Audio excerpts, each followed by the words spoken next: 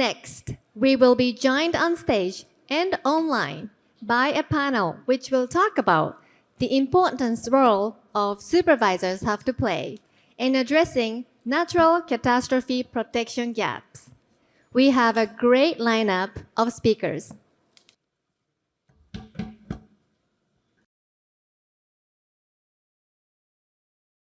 Welcome to this session on the role of supervisors in helping to address natural catastrophe protection gap. And during the town hall, we have already discussed this to some extent, but we have distinguished panelists here to have a good exchange of views, and we'll also take questions from the floor as well.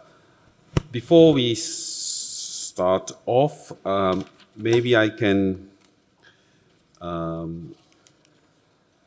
jump in right to the introductory remarks. Also, the bios of the panelists are available online. And please take a look if you are interested in them. We have talked about the importance of addressing protection gaps, and as I mentioned, we already have a PGTF at the IAIS to discuss these important issues. And I don't want to be repetitive, but let me perhaps provide some color before we start our discussion. As I mentioned, we have just issued a report on this, and what we think would be important is to focus on the NatCat protection gaps, at least in the first instance, and to answer maybe some of the questions that were, I think, posed from Tim from the Geneva Association. No, sorry, from JIFIA. I'd like to mention a little bit based on that as well. So as we take forward this work, it will be important to build on the work that is already underway at the IAIS, including on climate risk and financial inclusion, and you can clearly see why these are related with our existing work. And we also seek further opportunities for constructive engagement with IAIS members, with partners and stakeholders on this important work, including opportunities to progress further initiatives stemming from the findings of this report. And this could include areas such as data, metrics, supervisory guidance, analysis of the impact of protection gaps on financial stability. So I think some of the questions that was already posed, we very much think that those are very much important points. And I would also like to note that there are roundtables on protection gaps that will be held, and we would encourage you to sign up, as this will be one source of feedback for us. And in the report, we outline a number of initiatives that we will pursue in the short to medium term that cut across the key areas of the report.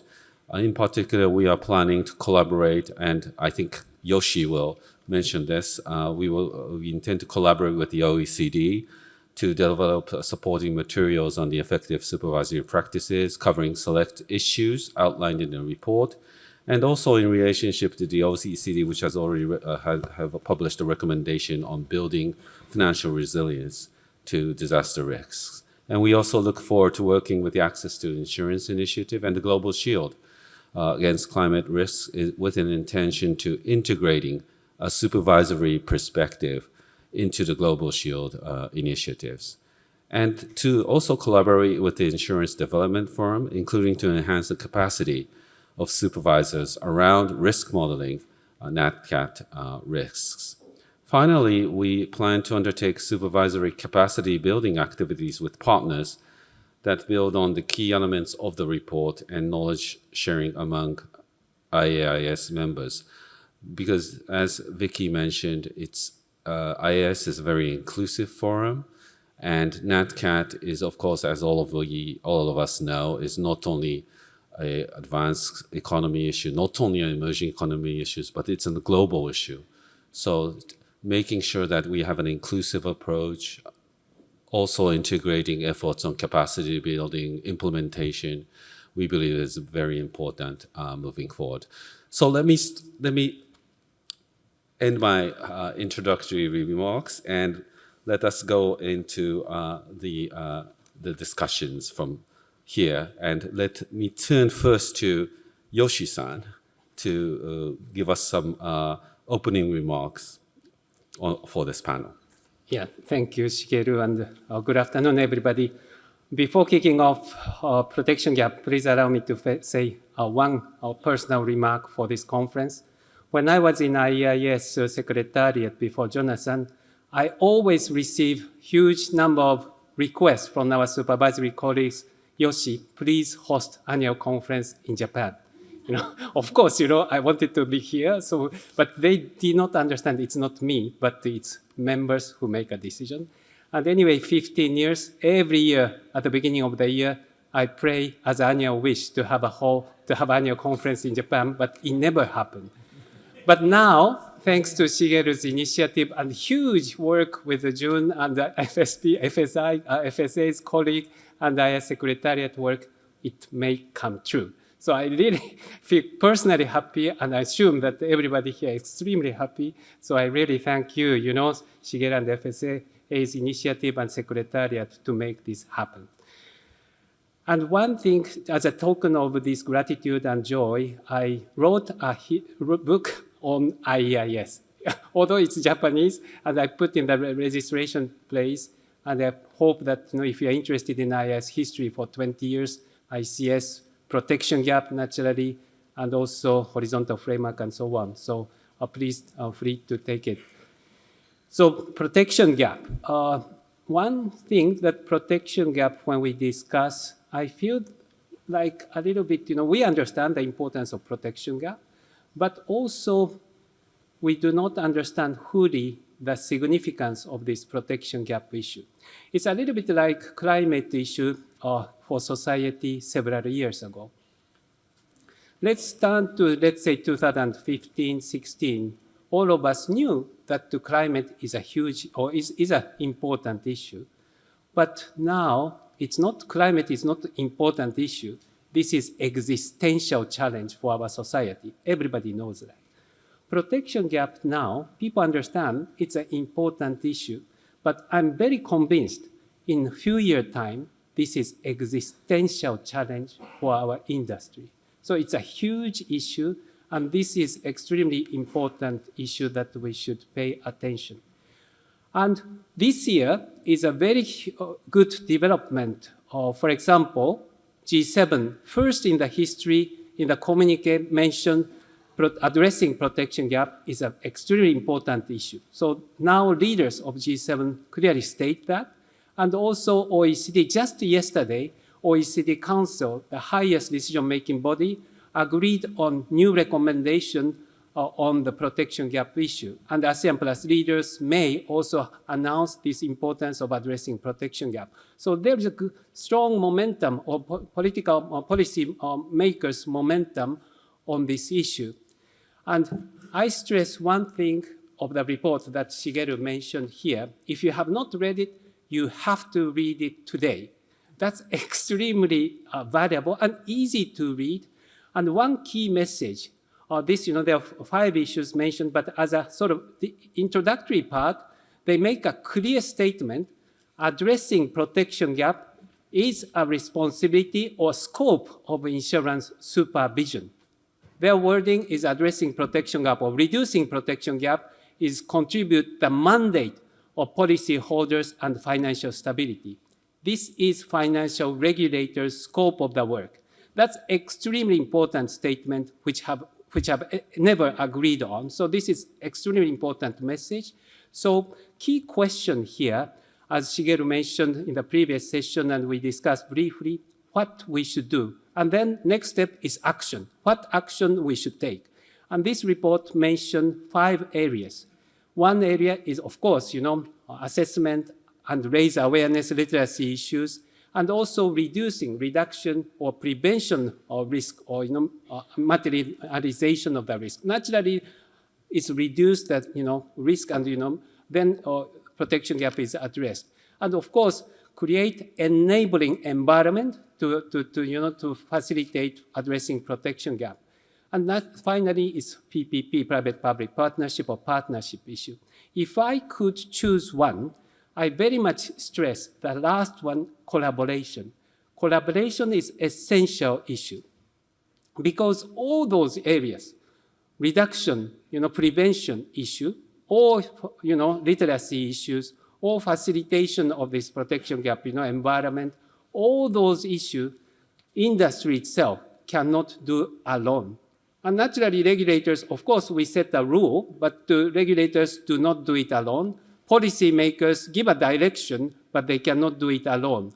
Policymakers, regulators, industry, all should work together, and which is still quite missing. And the beauty of this report, as Shigeru underlined, the last part of this report mentioned supervisors have a good position to be a bridge between policyholder and industry. And definitely, I hope, and I'm very much convinced, IAIS play an essential role under the new leadership of Shigeru. And I just want to emphasize importance of this Shigeru's leadership. Of course, he's my compatriot, but very objectively speaking, Shigeru have a huge network of not only insurance or financial regulators, but policymakers, not only Japan, but globally. It's extremely well positioned for IAIS to promote this issue. And he is Asian. Asia is the biggest protection gap issues in the world. And definitely, this is extremely important. And Shigeru is now leading this project in the IAIS. So as OECD chair, and also I chair CDRIF, Southeast Asia Disaster Insurance Facility, and also Global Asia Insurance Partnership. All institutions that I chair, his key mandate is addressing protection gap. So personally, and on behalf of those bodies, I'm looking forward to support IAIS and of course everybody here to promote the movement of addressing protection gap and count on IAIS leadership very much. Thank you. Thank you very much, Yoshi. You've put it in a very, I think, the short and concise message. Three messages. Read it now or read it today. It doesn't take long. But also putting together, I think the annex has a rich sort of stock take on what everyone does in each of the jurisdictions, and I think that'll be quite useful. Regardless of supervisory mandate, I think we agree that this is a societal issue. And third, we need a multi-stakeholder approach, and I think that's a very important message as well. So let us then jump into the polling questions. So the polling question is, what do you expect the drivers will be for natural catastrophe protection gaps by 2030? So please provide your answers.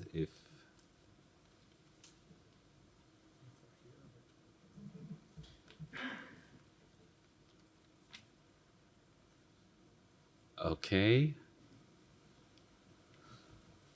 All right. So, wow, this is okay. So many people think that's, so still moving.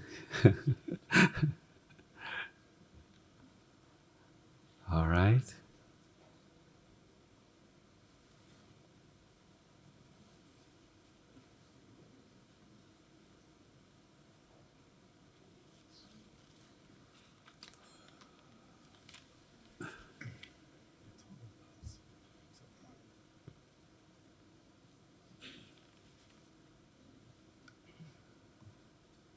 Okay, so here are the results. So increase of NatCat, of course, climate change, perhaps driving that as well. Growing exposure, okay, all right.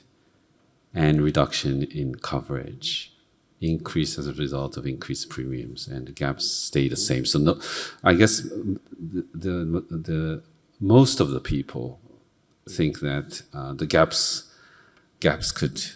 will probably increase and it will not stay the same. So I think there's a shared sort of concern about NatCat protection gap widening towards 2030. So let me, based on this, let me first ask Ricardo you are in a state which has a lot of natural disaster, and what kind of protection gap trends are you seeing in your jurisdiction? Does the responses are in line with what you see? And please provide your thoughts. Absolutely. You know, in California, we have our fair share of disasters, as you commonly read across the news, and which puts really regulators across the world to really ask ourselves, you know, this is really time for innovation. And we're at a watershed moment where it comes to how can we be innovative as we address this ongoing change in our climate, as we see increasing costs of rates for our consumers.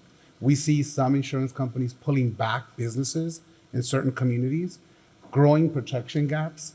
And so, as my friends say, why do you want this job?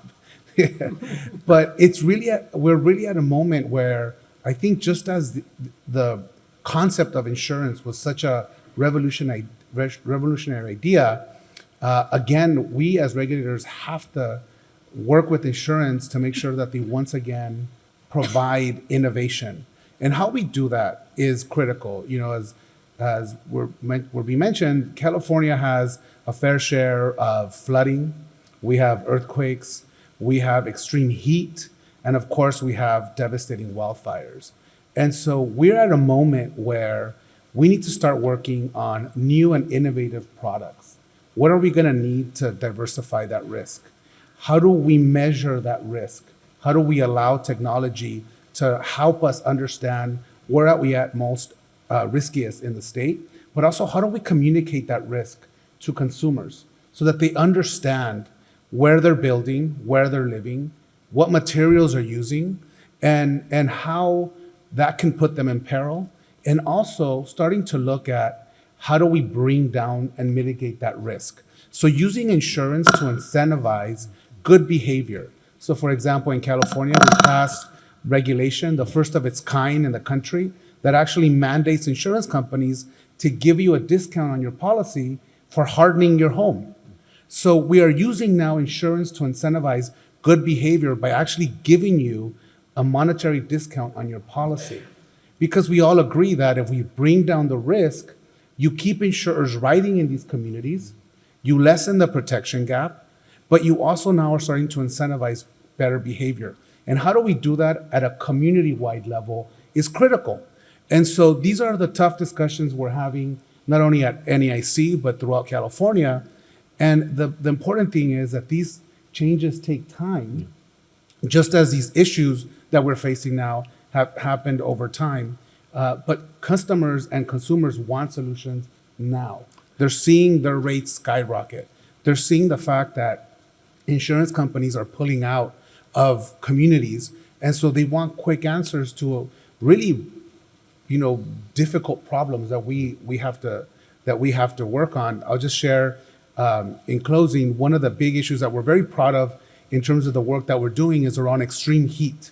So we worked in the California legislature to pass legislation for the first state in the country to rank heat waves, so that and also start studying the uninsured and insured losses around insurance and extreme heat, because we need to start measuring how extreme heat is impacting not only our insurance industry, but house insurance, but the actual structures of how we build and where we're building. And so, Mother Nature is forcing us to be very creative. And, we can safely say that even as the world gets together and talks about climate and climate change, insurance can no longer be an afterthought. Okay, thank you. Thank you very much, Ricardo. Can I also ask Pamela? Pamela, you are online. Yes. So, Pamela, can you provide thanks very much for joining online, but can you provide perhaps a European perspective on what you see on protection gaps? Thank you, Shigeru. I hope you all hear me well, and good afternoon to you. Yes, in Europe, what we have is that we have only about a quarter of climate-related catastrophe losses that are insured, a quarter. And in some countries, the figure is even below 5%. Of course, this is varying across countries, but what we see, the main protection gaps that still exist are the protection gaps for earthquakes. I know it's not climate-related, but there are some countries with very high risk and very low insurance penetration. What we also see is that flood risk, the coverage of flood damage is very, very low in Europe. And of course, here climate change has a very big impact on the flood patterns. And we see that if no mitigation or adaptation measures are taken for flood in the coming decades, the flood risk will highly increase in Europe across the decades, but in particular also in Northern Europe, for example. What we also see, as Ricardo also mentioned, is an increase in wildfire risk. And if this is not being addressed, this could also lead to another protection gap also for Europe. Now, I would like to mention three things when it comes to the future trends. When we look at these protection gaps, we have to keep three things in mind. It's not only about the offer of insurance, and I think I see it in the poll that people were not so concerned about the offer or the premiums, but it's also about the take-up of insurance. So we shouldn't forget that consumers are sometimes not aware of the risks or would rather hide from the risks in the sense that they underestimate the costs, but also that they rather rely on government intervention. And we see that governments are stretched in their public finances to cover these risks. The second factor I'd like to mention indeed is related to that, is that we have to factor in this insurance penetration analysis, how also public schemes and national schemes are actually covering part of the risk. So insurance, private insurance is a big part, and I think the first step we have to take to decrease these protection gaps, but you also have to count in how public-private partner schemes can actually support these policy measures. And we're also engaged with public entities to actually discuss national schemes or the recalibration of their existing schemes. And we're also even entering discussions on EU-wide schemes. So this is something we have to keep in mind. And the third is rather technical, but if you want to look at future trends, we really have to work on modeling catastrophe risks. And we really see that it's difficult today to estimate climate change, but it's also difficult to model how this will impact on the economic exposures of losses in the future. So we really, really stress the need to enter into discussions on collection of data and supporting open source modeling of these catastrophe risks with academia, but also with CAT modelers. So this would be my introduction on the trends we see in Europe. Thank you. Thanks, Pamela. That was quite comprehensive and very useful and informative for everyone, I think. So let me turn to Ekoswai, and I think there's protection gaps are partly driven by the growing exposure in high-risk areas, perhaps, and I was wondering how the industry expect this to evolve in the future. Well, first and foremost, just to say thank you to the government of Japan for being such exceptional hosts, and also congratulations to the IAIS for making Yoshi-san's dreams come true. But obviously for issuing the paper, which we definitely welcome, and particularly, as was alluded to, when we think about climate change and the fact that we are also heading into December COP, and very tense discussions amongst countries in terms of what we are actually doing in terms of action to address, to deal with the climate crisis. So I think to the question that you raised, I think there is consensus that climate change will increase frequency and severity of extreme weather events. We talked about floods, extreme heat, drought, etc. And perhaps an interesting statistic is that, climate change-driven disasters accounted for 91% of the 7,255 major disasters between 1998 and 2017. And these events pose challenges, not only in terms of risk to life, but the impacts can be very long-term. Another, I think, important dimension or distinction to make is that it's not only an issue of developing countries, it's also a developed country a question, as we've heard. But at the same time, we also have to appreciate that in developing countries, those impacts are severe and they can be generational in terms of what we are dealing with. So my perspective is that from looking at the industry position within the context of the IDF, there is very shrinking zone in terms of comfort zone, in terms of addressing the crisis that we are faced with. I would say that when we look at this issue, it presents a number of opportunities, but also challenges. Again, this has been alluded to. There is an opportunity to deepen awareness of the risks that communities face, but not only communities, businesses, and also governments as well. Right? Sometimes there is an assumption that governments have the information and they should be able to make it available to citizens, and this is not always the case. And so I really do appreciate, for example, the report where there was reference to the work that we intend to pursue as the IDF to work with supervisors in terms of deepening that capacity, which is relevant and could be very instructive for broader public financial conversations that are taking place in terms of how governments deal with this crisis. So from our perspective, I think it is clear we have a challenge in terms of expanding natural catastrophe gaps. There's an opportunity in terms of risk awareness. There's an opportunity in terms of products development and innovation around products, but there's also an opportunity to improve how we work together. And Yoshi mentioned this, right? How do we deepen public-private partnerships? How do we refine that? How do we align incentives? Because there's urgency in terms of how we need to contend with the challenge ahead of us. So those are my reflections on that. Thank you. Very, very good point as well. So let me turn to Janina. And what do you see in terms of emerging markets? Of course, this is not just about advanced countries, and we do see trends of natural disasters increasing. The severity and the frequency is quite evident. So could you share with us what you see from an emerging markets perspective? Yeah, thanks, Shigeru, for the questions and also for the opportunity to provide some perspective from the HYI work with emerging markets and developing economies. I think, the trends are diverse and sort of emerging markets are diverse. So it can significantly vary from one region to another. But I would say that there are some unique challenges that EMDEs face. And I think that some of this has been mentioned by Ekusai already. Emerging markets are particularly prone and vulnerable to natural catastrophe events due to geographic location, but also to the sort of limited resources that governments often have to prepare for these events, and also in infrastructure that sometimes is less resilient to natural disasters. And then also you have higher poverty and inequality rates in the population that leave really a significant part of that population unprepared and sort of without the means to respond to natural disasters. And you were sort of mentioning also the generational effects of that, of those events. And I think in emerging markets, we do see that, of course, to a much larger extent. And I read a quote, and I don't have the person who said it, but I still find it really good, which says that $1 in losses does not mean the same thing to rich that it does to a poor person. And I think that's a really important point to keep in mind for EMDE market perspectives.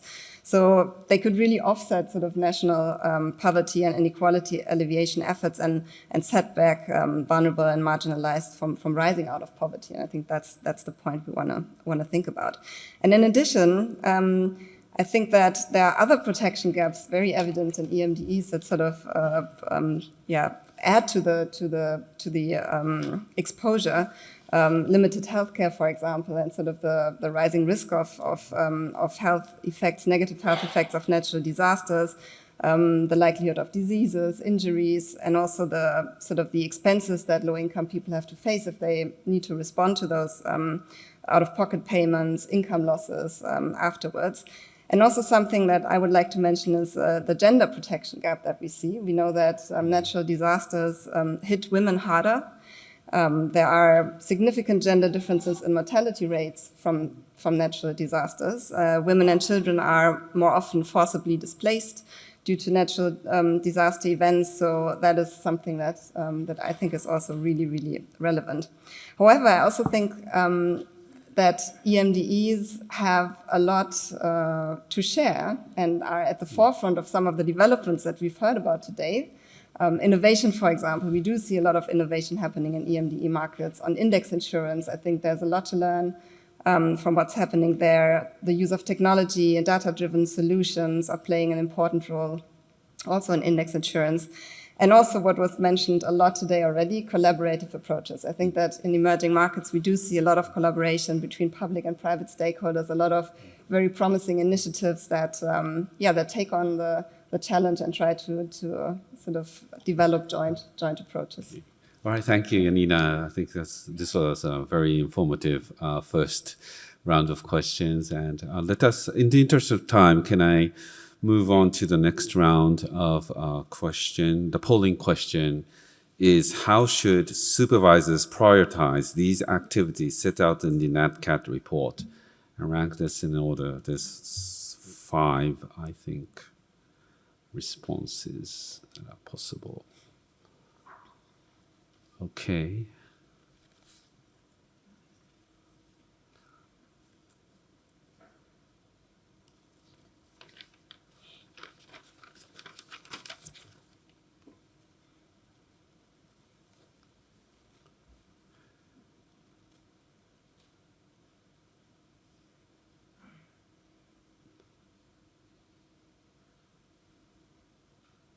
Right.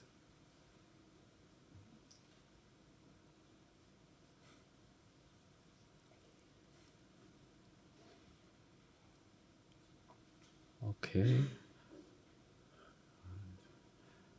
This is actually very interesting because there's not so much difference from 1 to 5, and everybody thinks it's important. So that seems to be, I think, the audience's view. But let me pose some questions, and I think in the first polling question, a lot of panelists highlighted the importance about collaboration, and I think that's probably one of the important point. And let me first ask Ekoswei, what role do you see about collaboration between the supervisors and the insurance industry on the 5 points that has disappeared now, but there were 5 points, I think, on the answers. Yeah.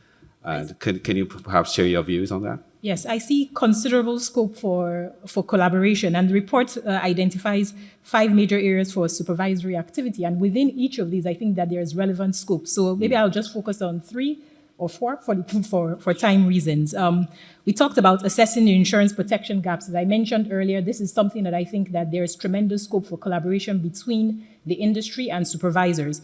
And the program that we're working with the A2II on, we are actually going to be hosting a number of workshops before the end of the year. So again, a focus on implementation are really geared towards working with supervisors to understand specifically how these models are built, how they can be used, what are their limitations, and what resources can also be available to supervisors to build that capacity in terms of understanding these natural catastrophe gaps that exist.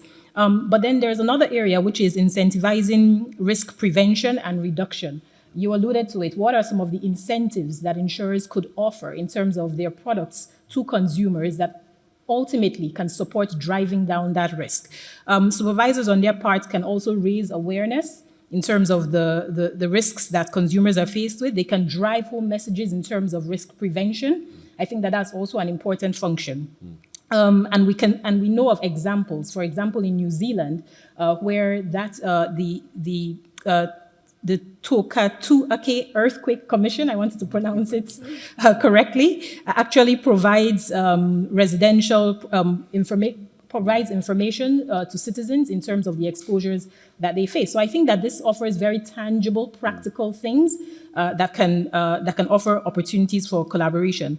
And then I will just focus on public-private partnerships, because that's an area that we focus on within the IDF. And as Janina had alluded to, in many developing countries, we actually see the importance of this, because you're dealing with populations often that cannot necessarily afford insurance, but at the same time are having to deal with the impacts of these events. So there is an opportunity to deepen the collaboration between the industry and the public sector to really think through what kind of risk transfer insurance solutions are actually needed to protect these populations and critical infrastructure that's needed in those countries. And so for me, I feel almost, went to your question, that the opportunities are endless. The issue is about how quickly do we want, how urgent do we see the issue enough to proceed with actually finding ways to engage with the industry for the benefit of the populations that we want to actually reach. So it's limitless opportunity that comes with challenges as well, but I think is essential. Yeah. Thank you, Kusoi. That's thank you for that. And let me turn to Yoshi. Of course, OECD is known for its multi-stakeholder approach, being a think tank. And how is the OECD working in terms of NatCat protection gap, and what the 5 areas, the 5 suggestions that we have put forward? What do you think? Yeah. So just to thank you, Shigeru. OECD, Rowan, I just extend a little bit. OECD issued just yesterday for this new recommendation addressing protection gap issue. And now, in December, beginning of December, we have a high-level meeting. Hopefully, Shigeru and others would come. Regulators, industry, discuss together on this matter. And then the same sort before that, COP 28, we expanded ourselves, community discussed this issue. So, and then IDF organized summit in June or so on. So we have an international coordination in the international body.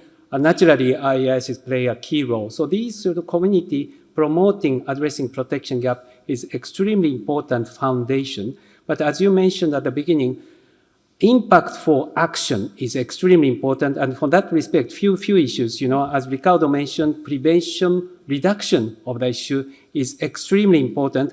And regulators or government can play very important role. One example is China. China issued a regulatory authority, CBRC, which I'm an International Advisory Council member, issued a paper, just recommendation to the industry request to allocate certain part of their income to preventive measures. And this is not a requirement, but a recommendation. And that's a huge impact. Industry pays sufficient attention, not only association, but companies allocate reduction measures, prevention issues, and that claim rate is much reduced and much more efficient market. So regulators, industry, in that way, collaborate closely. And this is one example. And also when I work for the CDRIF, when we discuss with emerging market, the most missing part is policymakers, particularly ministries, people's understanding of insurance. What insurance can play, they don't understand it's a huge benefit. Ex ante prevention, protection, and insurance. It's a scientifically proved, but they do not understand how insurance functions. So if there's no risk or no, risk or no damage, they just stop continuing the insurance. So this kind of capacity building, is particularly awareness building for government, policymakers, and to some extent regulators in emerging market is extremely important point. Thank you very much, Yoshi. So can I turn to Pamela? You've been very much of a driver of the report itself for publication, and you've worked a lot as a draft leader as well. But what do you see in Europe about the 5 areas that has been highlighted in the NatCat report? Thank you. I think all the 5 areas are equally important, but of course, according to the regions and the mandates, some will pay more attention to part of the activities. I would like to highlight 3 of them. And I would also always like to go back to why we actually engage in these activities. So the first one we engage in at EIOPA is the assessment of the protection gap. And we didn't do that in this report because we know it's not taken for granted, but we know that gaps exist. But it's really important to assess the gap and to assess the underlying root causes of these gaps, because that allows us to also address the right policy measures. Is it an issue of the magnitude of the exposure? Is it the vulnerability of the communities? Is it the absence of risk prevention measures or of national schemes? So it's really important. So we developed this dashboard. We have a common measure now for assessing the gap throughout Europe. It's available to stakeholders. It gives really the risks, the economic exposures, and also the insurance coverage for 30 European countries. So that was key in order to have a credible debate about policy measures. And then I think we all agree across this panel that prevention is key. But also, why is prevention so key? For two reasons. And I think it's a double whammy. If you prevent losses, you prevent the risks from happening, or you prevent the losses from actually materializes, you can ensure the insurability. So you help insurance to remain affordable. So the less losses you have, the less the insurers will have to pay out. So I think this helps really.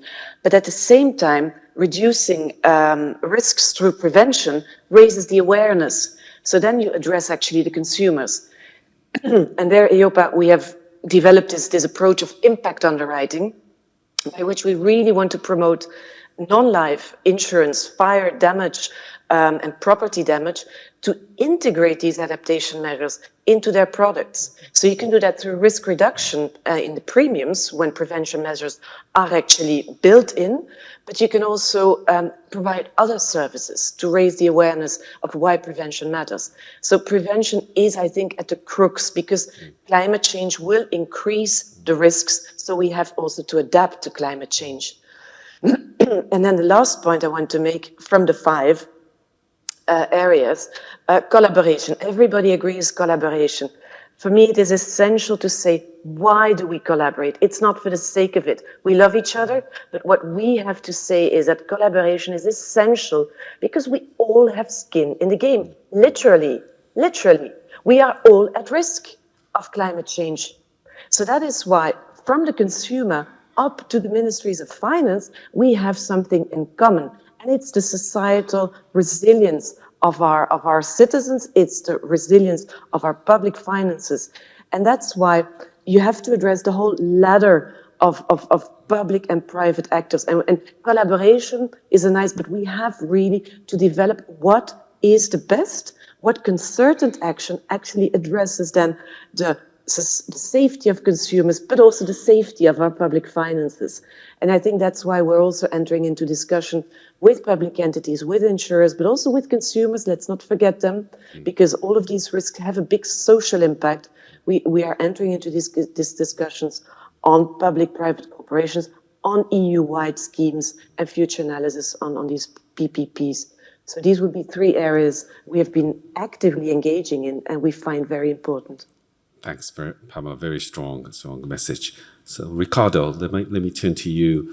There's always a sort of maybe a trade-off between being risk-based for insurance firms in terms of ensuring their financial health, but also that there's a other side of the coin about insurance affordability. How do you kind of think about those when you think about the situation in California? You know, that's the difficult part. And where you as a regulator, one, have to protect the insurance market and the solvency, and also figure out a way to keep rates affordable and insurance available, especially for our most vulnerable. And as I hear the panel speak, it reminds me of how collaboration is key, but also being bold in utilizing insurance and finance mechanisms to start working on prevention. And I'm very proud of the work that is being done in several of the states in the US, where you start seeing now products to protect natural infrastructure.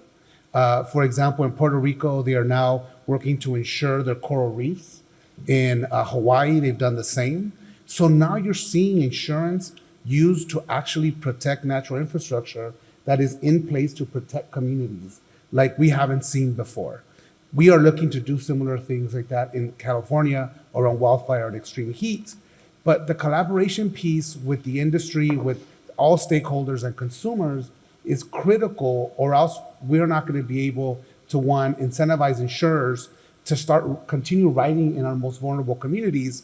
And we're not going to be able to convince consumers that they need to invest in mitigation because they're still going to lose their insurance no matter what, right? And that's what we've been seeing in California. I'm proud to say that, you know, we, a couple of weeks ago, developed our California Sustainable Insurance Strategy, where we have now commitments from the insurance industry to write 85% of their business in wildfire distressed areas, if we allow them to use updated tools to be able to quantify the risk, understand the risk in California more, and also look at how do we use California reinsurance costs to now be able to be passed in the rate filing process, because we have to modernize even our own internal procedures to meet this need as we face climate change, as we face the availability and affordability of insurance in, as we're saying, not only in our more sophisticated markets, but in our developing economies as well, because this is affecting everybody, at the same time. And so insurers, as I saw the list, we're at the California Department of Insurance working simultaneously on all those issues, which is really putting a burden not only on our team, but we have no choice because we need to make sure that consumers can understand the risk, afford the policies, and incentivize insurers to stay in our market. So this is the constant struggle that I'm sure everybody's going through, and it really is going to take all those issues working simultaneously to get us to where we need to go in this ever-changing climate of ours. Thank you very much, Ricardo. And lastly, let me turn to Janina. And of course, emerging economies face a challenge in terms of resourcing and so forth. How can the A2I help the emerging economies to perhaps improve financial literacy and so forth? What are your views on that? Thank you. Yeah, as you said, I think the point you were making now with sort of all these things being relevant at the same time, and I think the challenge in EMEs, as you said, Shigeru, is much higher. So on climate risk at the A2I, I think we take a multi-layered approach, trying to sort of address the issue, cutting across all the various supervisory activities that are also mentioned in the report, but I would like to highlight 4 areas here. So one is, I started earlier by saying that EMDEs are very diverse, obviously, but there are also common challenges, and there are also trends that we see across jurisdictions. And supervisors can learn a lot from each other. So one of our key focus areas is really to support peer-to-peer exchange, bring people together, EMDEs, but also sort of EMDEs and more developed markets to exchange on these issues. The second point is capacity building. We work with the IAIS, with partners like the IAA, like the IDF, to develop training, capacity building opportunities for insurance supervisors to better integrate those issues in their frameworks. And one key challenge is data, that was mentioned a few times. But also things like, what I mentioned before, the gender protection gap, where we try to provide tools for supervisors to address that. And our favorite topic, I guess, of the panel today, collaboration. One of our key projects in the A2I is the Inclusive Insurance Innovation Lab, and that's a program that brings together 3 to 4 countries in multi-stakeholder country teams under the leadership of the insurance supervisors. And this is a 1-year, quite intense process where they work together on sort of moving the insurance sector forward on a particular question. And I would like to highlight one example here that I think is really worth mentioning, and that's Zimbabwe, who have really, under the leadership of IPEC, the Insurance and Pensions Commission, brought together the stakeholders to develop a comprehensive product, the Farmer's Basket, which I heard just at the conference here today, meeting Grace from Zimbabwe, that they are about to launch this product pretty soon. And this is really one solution that tries to combine sort of germination cover and area yield index insurance, bundle it with inputs like pesticides, fertilizers. They are working with the World Bank to support the farmers on the ground.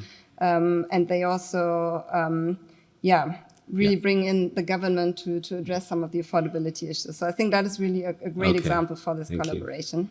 And the last point, and then I'm going to stop, is advocacy, which is a crucial thing. I mean, not only in terms of financial literacy, but also in terms of highlighting the importance of insurance and bringing in the insurance supervisor into discussions in international forums and partnerships. And sort of trying to make the point that it's important to have the supervisor. Thank you very much, Yanni. We have a hard stop at 15:15, actually, and I'll skip the last polling question just one question from the Slido. Reinsurers. So maybe because there are people who think that reinsurers are not reinsuring NatCat protection gap. But if you have any views at this point, or should we also think about reinsurers the same as the insurers to involve them into this discussion? Do you have any views on that? I think we have to think about it from the perspective of we are dealing with a crisis. And we need various actors that deal with risk at the table in order to define the kinds of solutions that are needed.